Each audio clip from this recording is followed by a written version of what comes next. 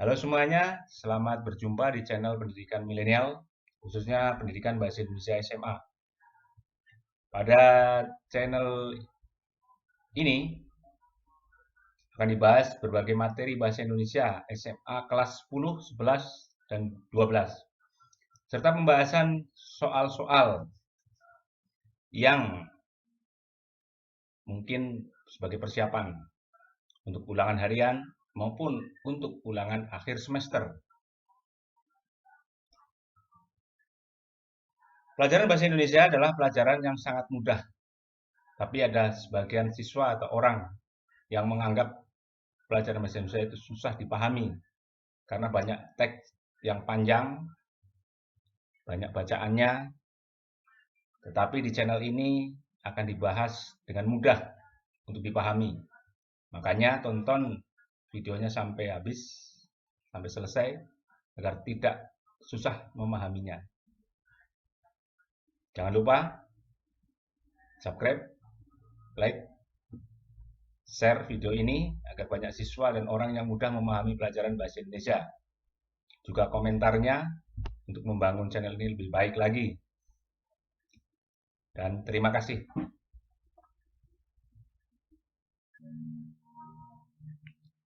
Sebelum ke pembahasan, marilah kita simak bersama peristiwa masa lalu yang dapat dijadikan teks cerita sejarah. 350 tahun. Demikian pengajaran sejarah resmi negeri ini atas jejak penjajahan Belanda.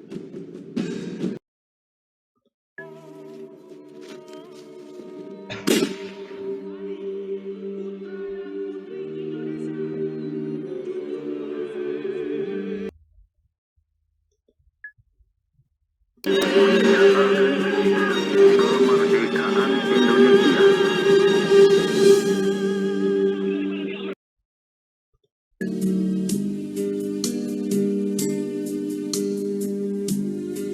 Nah, ini peristiwa tsunami di Aceh itu. Nah, sekarang sudah bisa dijadikan teks cerita sejarah karena peristiwanya di masa lampau.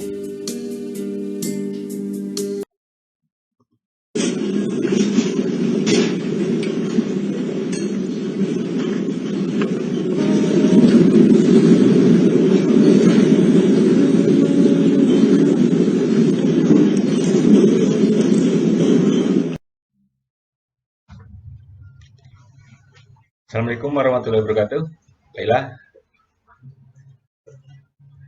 hari ini kita akan membahas tentang materi yaitu menyusun teks cerita sejarah. Yaitu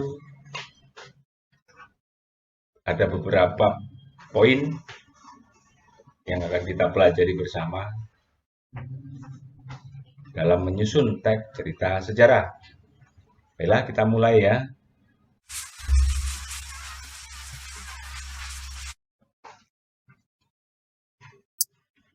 Inilah poin-poin dalam menyusun teks cerita sejarah. Ada beberapa yang akan kita bahas. Yang pertama yaitu menentukan tema. Ini ya, kita buka. Ya, ini menentukan tema. Ini tema atau pokok utama pikiran atau pikiran utama. Ya, ini. Karena yang kita bahas pada kali ini adalah teks cerita sejarah, maka cerita yang akan diangkat adalah cerita sejarah, baik latar maupun tokohnya. Ada mengandung unsur sejarah. Latar atau settingnya mengandung unsur sejarah. Ya, di temanya, jadi pokok utama pikiran atau pokok pikiran utama dalam sebuah cerita. Tema sudah dipilih dan ditentukan dan akhirnya dikembangkan dalam atau dengan bermacam-macam teknik penulisan agar cerita yang ditulis menjadi cerita yang lebih menarik. Nah itu. Oke, kita kembali lagi. Lanjut ke sudut pandang atau menentukan sudut pandang. Nah ini sudut pandang dalam cerita sejarah ada dua jenis. Yang pertama, sudut pandang orang pertama, yaitu dengan kata ganti biasanya saya atau aku. Kemudian sudut pandang ketiga, orang ketiga, biasanya menggunakan kata dia, atau nama orang sebagai tokoh utamanya. Nama orang. Ini sudut pandangnya ya. Oke. Lanjut. Atau kita kembali lagi. Sudut pandang sudah. Kita lanjut ke penokohan. Atau menentukan tokoh. Nah ini. Nah ini yang lebih menarik. Ada dua teknik menentukan tokoh. Cara menentukan tokohnya. Yang pertama metode analitik. Itu maksudnya apa? Menunjukkan metode dipakai penulis dengan cara langsung menggambarkan watak tokoh. Ini langsung menggambarkan watak tokoh. Ini ya. Maksudnya langsung menggambarkan watak tokoh itu bagaimana? Maksudnya dalam cerita itu dia dengan menyebutkan watak-wataknya langsung disebutkan, yaitu penyabar, atau lucu, atau pemalu, atau pemarah, dan lain sebagainya. Itu namanya analitik. Jadi menyebutkan watak-watak tokoh. Ya. Itu dengan cara menggunakan tokoh yang ada dalam cerita, menyebutkan watak-wataknya. Siapa tokohnya? Orang yang pemarah. Tokoh lagi seorang yang pemalu. Nah, itu disebutkan. Berbeda lagi dengan metode yang dramatik. Nah, ini. Perbedaannya bagaimana? Nah, ini.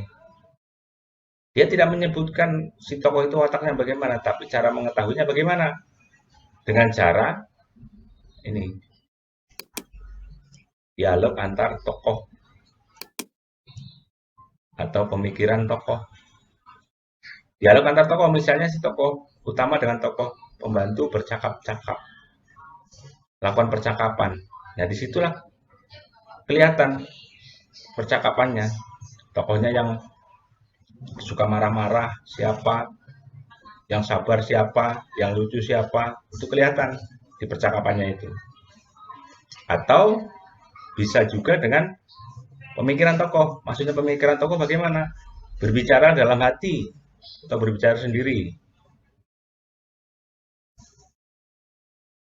Ngedumel apa, banyak berdoa atau banyak bersabar dan seterusnya, tapi bicara dalam hati. Nah, itu kelihatan tokohnya, wataknya. Kemudian perbuatan yang dilakukan oleh tokoh dan reaksi tokoh lain. Tokoh itu berbuat apa dalam cerita itu. Nah, kemudian reaksinya tokoh lain itu bagaimana? Kalau tokoh lain ketawa, berarti mungkin dianggap lucu. Tokoh lain tidak senang, mungkin dia dengki atau pemarah.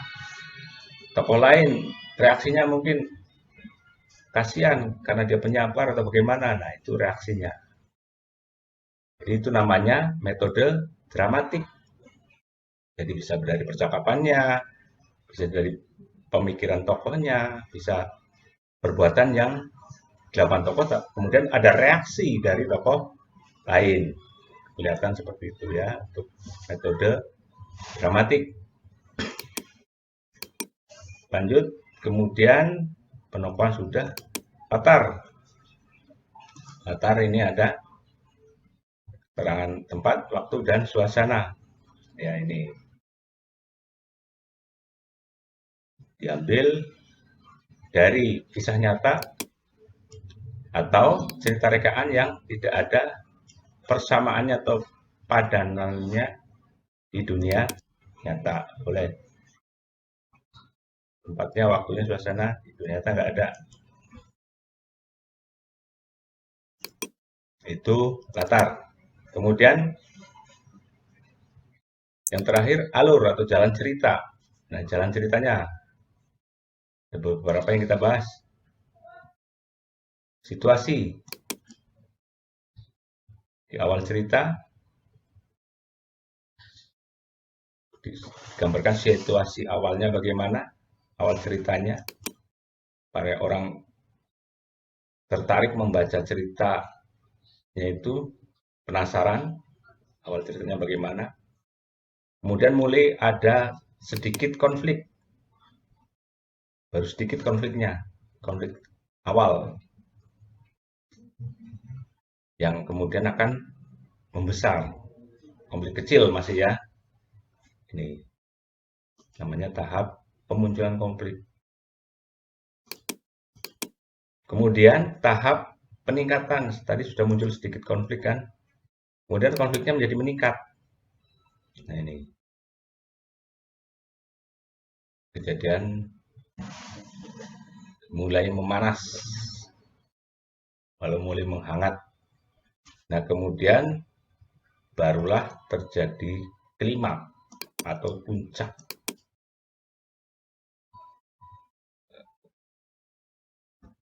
Konfliknya.